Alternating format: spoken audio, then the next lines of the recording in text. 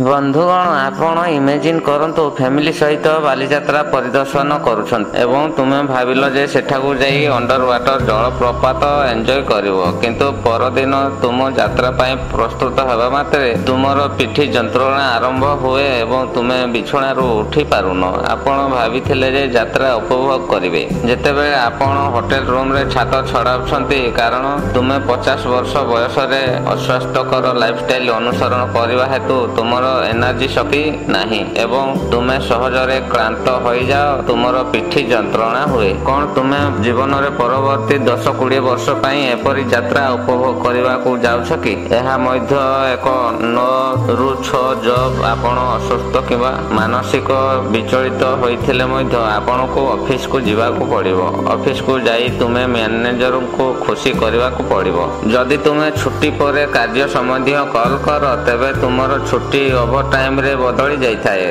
जदि भूल रे तुमर बॉस को तुमर काम पसंद आसिला नाही तबे तुमर बॉस रो गाली सुनिबा को मिली थाए एवं एहा केवल आपनक पई एक सप्ताह मास किंबा वर्ष नुहे बरं आपनकर अवसर पर्यंत खटिबा को जाउछि कारण तुमे रेड रेस रे फसी जाइछो जेहेतु आपण भूल एवं केवल आपण नुहंती प्रत्येक व्यक्ति भाबंती जे 9 to 5 जॉब भलो एवं मु केवल मिछ कहू नाही किंतु एहा प्रकृत सत्य जहा द्वारा आपण रेड रेस रे आपनकर जीवन को नष्ट न करी संपूर्ण उपभोग करि परिबे एवं आपण आपनकर रिटायरमेंट रो प्लान करि परिबे भलो कथा हेउछि एपरि लाइफ पई तुमे 5-10 वर्ष काम करबा दरकार नाही जहा तुमे पसंद करू ना चारोटी कार्य सप्ताह रे लेखक किछि उपाय वर्णना करछंती एहा सहित तुमे किछि वर्ष मध्य रे तुमरो ड्रीम पूरा करि परिबो जदि तुमे एपरि लाइफ चाहछ तेबे तुमको शेष पर्यंत वीडियो को देखिबा को पड़िबो तेबे आरंभ करिबा नंबर 1 रिटायरमेंट नेबा भूल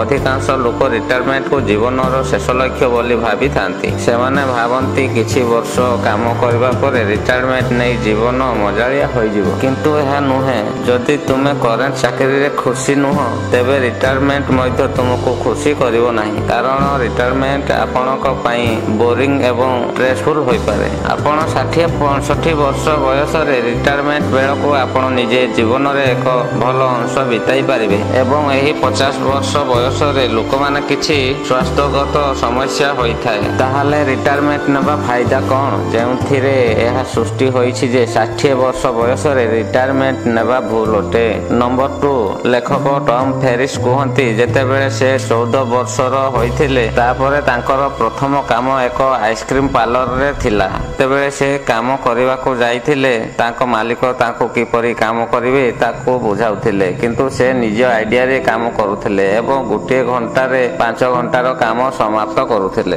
एवं अवशिष्ट घंटा से कंफू बही रीड करी मार्शल आर्ट अभ्यास करूथिले जेतेबेले तांको मालिक एहा जानिले से बहुत रागी गले एवं टॉम को तांको चाकरी रो बाहर कर देले से टॉम को मध्य कहिसंती जे तुमे शीघ्र परिश्रम करबा सिखो नचे तुम सहित किछि भलो हेबो नाही किंतु जीवन रे एही पर्याय को आसीबा एवं पुस्तक लेखिबा परे टॉम कहंती आज पर्यंत मु कठिन परिश्रम रो अर्थ बुझी नाही दुनिया रे अधिकांश लोक 9 ରୁ 5 गध परी काम करबा को कठिन परिश्रम कहंती एवं एपरी कठिन परिश्रम रु किछि लाभ हेबो नाही एही पुस्तक रे से किछि विशेष व्यक्तिक विषय रे कहिसंती जहा को से न्यू रिच नाम दैछन एही लोक माने टंका पई 9 ରୁ 5 चाकरी ऊपर निर्भरशील नुहंती बरं सेमाने बिजनेस रो जे कोनोसी कोन रे सेमानक व्यवसाय चलाई थांती एही लोक मानको काम करबा को ऑफिस को जीवा दरकार नाही केवल सेमानको एक लैपटॉप दियो सेमाने सेठारे काम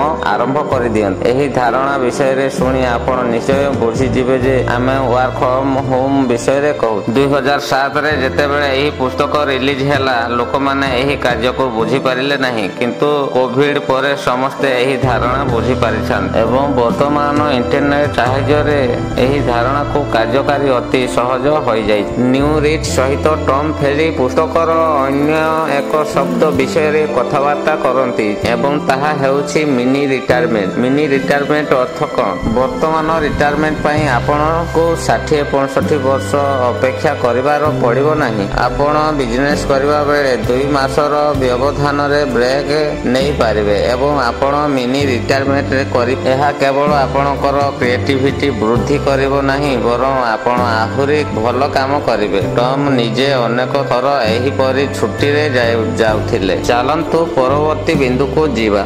ଆପଣ ମୋତେ କୁହନ୍ତୁ ଆକ୍ଚୁଆଲି ଧନୀ କିଏ? ତୁମେ କହିବ ଯେ ଯିଏ ଅଧିକ ଟଙ୍କା ରୋଜଗାର କରେ ସିଏ ହେଲା ଧନୀ, କିନ୍ତୁ ଧନୀର ଏହି ସଂଜ୍ଞା ଠିକ ନୁହେଁ। ତୁମେ କେବଳ ଅଧିକ ଟଙ୍କା ରୋଜଗାର କରି ଧନୀ ହୁଅ ନାହିଁ, କିନ୍ତୁ ଅନ୍ୟାନ୍ୟ ଜିନିଷ ବି ମ୍ୟାଟର କରୁଛି। ମୁଁ ଆପଣଙ୍କୁ ଉଦାହରଣ ସହିତ ବୁଝାଇବି। ଏହା ହେଉଛି ରାଜ ଏବଂ ତାଙ୍କ ବନ୍ଧୁ ମୋହନ। ରାଜ ବର୍ଷକୁ 1 ଲକ୍ଷ ଏବଂ ମୋହନ 5 ଲକ୍ଷ ଟଙ୍କା ରୋଜଗାର କରନ୍ତି। ତେଣୁ ଯଦି ଆପଣଙ୍କୁ ପଚାରିବି ଯେ 2 ଜଣ ମଧ୍ୟରୁ ଅଧିକ ଧନୀ କିଏ, ତ ଆପଣ ରାଜର ନାମ ନେବେ, କାରଣ ତାଙ୍କ ଇନକମ୍ ମୋହନ ଠାରୁ ଅଧିକ। କାରଣ ଏପର୍ଯ୍ୟନ୍ତ କେବଳ ତାଙ୍କ ସମ୍ପୂର୍ଣ୍ଣ ଆୟ ଦେଖୁଛନ୍ତି, କିନ୍ତୁ ଯଦି ଆମେ ସେମାନଙ୍କର ଆୟ ତୁଳନା କରୁ, ରାଜ ପ୍ରତି ସପ୍ତାହରେ 40 ଘଣ୍ଟା ଏବଂ ପୁରା ମାସରେ 160 ଘଣ୍ଟା କାମ କରନ୍ତି, ଯେଉଁଠାରେ ମୋହନ ସପ୍ତାହରେ ମାତ୍ର 15 ଘଣ୍ଟା କାମ କରନ୍ତି ଏବଂ ତାଙ୍କୁ ପୁରା ମାସରେ ମାତ୍ର 60 ଘଣ୍ଟା କାମ କରିବାକୁ ପଡ଼ିବ। ତୁଳନାରେ ମୋହନ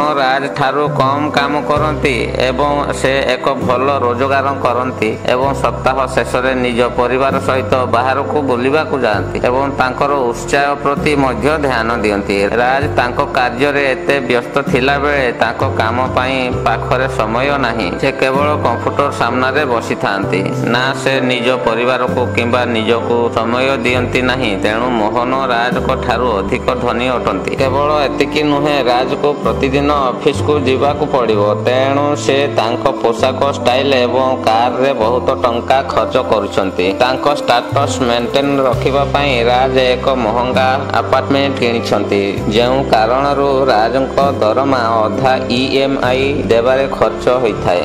ମୋହନ ଅନଲାଇନ୍ ବିଜନେସ୍ କରନ୍ତି। ସିଏ ଏସବୁ କରିବା ଆବଶ୍ୟକ କରନ୍ତି ନାହିଁ ଏବଂ ତାଙ୍କ ଟଙ୍କା ସଞ୍ଚୟ ହୋଇଯାଏ, ଯେଉଁଥିପାଇଁ ମୋହନ ତାଙ୍କ ଆୟରୁ ଇନଭେଷ୍ଟ କରିବାରେ କ୍ଷମତା ହୋଇଥାନ୍ତି। ଯେତେବେଳେ ରାଜଙ୍କର କେବଳ ଅଳ୍ପ ଟଙ୍କା ସେଭ୍ ଅଛି। ବର୍ତ୍ତମାନ ଆପଣ ନିଶ୍ଚୟ ଭାବରେ ବୁଝିଥିବେ ଯେ 2 ଜଣଙ୍କ ମଧ୍ୟରେ ଅଧିକ ଧନୀ କିଏ। Number 4 outsourcing. ଟମ୍ କୁହନ୍ତି ତୁମର କାମକୁ ଆଉଟସୋର୍ସ କରିବା ଉଚିତ। ମୁଁ ଜାଣେ ତୁମେ ମଧ୍ୟ ସେହି ଲୋକମାନଙ୍କ ମଧ୍ୟରୁ ଜଣେ। ମୁଁ କାହିଁକି ଅନ୍ୟ କାହାକୁ ଟଙ୍କା ଦେବି? ପୂର୍ବରୁ ମୁଁ ମଧ୍ୟ ଏହା ଭାବୁଥିଲି, କିନ୍ତୁ ମୁଁ ଭୁଲ ଥିଲି। ଭାବୁଥିଲି ଯେ ଧନୀ ଲୋକମାନେ ସେମାନଙ୍କର ଟଙ୍କା ଦେଖାଇବା ପାଇଁ ଅନ୍ୟ ଲୋକକୁ କାମରେ ରଖିଥାନ୍ତି। ସେମାନେ ଜାଣନ୍ତି ଯେ ସେମାନଙ୍କର ସମୟ କେତେ ମୂଲ୍ୟବାନ, ସେଥିପାଇଁ ସେମାନେ ନିଜେ କାମ କରନ୍ତି ନାହିଁ। ପ୍ରତ୍ୟେକ କାର୍ଯ୍ୟରେ ଯାହା ସେମାନଙ୍କର ସ୍ଥାନରେ ଅନ୍ୟ କେହି କାମ କରିପାରିବେ ଏବଂ ସେମାନେ ନିଜେ ଏହି ଜିନିଷ ଗୁଡ଼ିକରେ କରନ୍ତି, ଯାହାଦ୍ୱାରା ସେମାନଙ୍କର ବ୍ୟବସାୟ ବଢ଼ିବ ଏବଂ ବ୍ୟବସାୟ ବୃଦ୍ଧି ସହିତ ସେମାନଙ୍କର ଆୟ ବୃଦ୍ଧି କରିବାକୁ କ୍ଷମତା ହୁଏ। ନମ୍ବର 5 ବ୍ୟସ୍ତ ରହିବା ଅର୍ଥ ଉତ୍ପାଦନକାରୀ ନୁହେଁ। ବିଜି ରହିବା ଅର୍ଥ ଉତ୍ପାଦନକାରୀ ନୁହେଁ ବୋଲି ଅନେକ ଲୋକ ଭାବନ୍ତି ଯେ ସେମାନେ ନିଜେ କାମରେ ବ୍ୟସ୍ତ ରହି ଫଳପ୍ରଦ ଅଟନ୍ତି, କିନ୍ତୁ ଏହା କେବଳ ସେମାନଙ୍କର ଭୁଲ ଧାରଣା। ପ୍ରାୟତଃ ଆମେ ଅଦରକାରୀ କାର୍ଯ୍ୟରେ ଅଧିକ ସମୟ ବିତାଇଥାଉ। ମାତ୍ର କିଛି ଗୁରୁତ୍ୱପୂର୍ଣ୍ଣ ଜିନିଷ କେବଳ 4 ଘଣ୍ଟା ମଧ୍ୟରେ କରାଯାଇପାରିବ। ସେହି କାର୍ଯ୍ୟଗୁଡ଼ିକ ଉପରେ ଧ୍ୟାନ ଦିଅନ୍ତୁ, ଯାହାକି ଅଧିକ ଫଳାଫଳ ଆଣିଥାଏ। ଯେତେବେଳେ ଟମ୍ ଏହା ହୃଦୟଙ୍ଗମ କଲେ, ସେ 80-20 ନିୟମ ଅନୁଯାୟୀ ନିଜ କାର୍ଯ୍ୟକୁ ପ୍ରାଥମିକତା ଦେବା ଆରମ୍ଭ କଲେ, ଯେଉଁଥିପାଇଁ ସେ ଶୀଘ୍ର ନ୍ୟୁ ରିଚ୍ରେ ଯୋଗଦାନ ଦେଇପାରିଲେ। ଯଦି ତୁମେ ଏହି ଭିଡ଼ିଓରେ କହିଥିବା ସମସ୍ତ ଜିନିଷକୁ ଅନୁସରଣ କର, ତେବେ ତୁମେ ମଧ୍ୟ ଶୀଘ୍ର ରିଟାୟାରମେଣ୍ଟ ଗ୍ରହଣ କରିପାରିବ। ଯଦି ଆପଣ ଏହି ଭିଡ଼ିଓ ପସନ୍ଦ କରନ୍ତି, ତେବେ ଭିଡ଼ିଓକୁ ଲାଇକ୍ କରନ୍ତୁ ଏବଂ ଚ୍ୟାନେଲକୁ ସବସ୍କ୍ରାଇବ୍ କରନ୍ତୁ।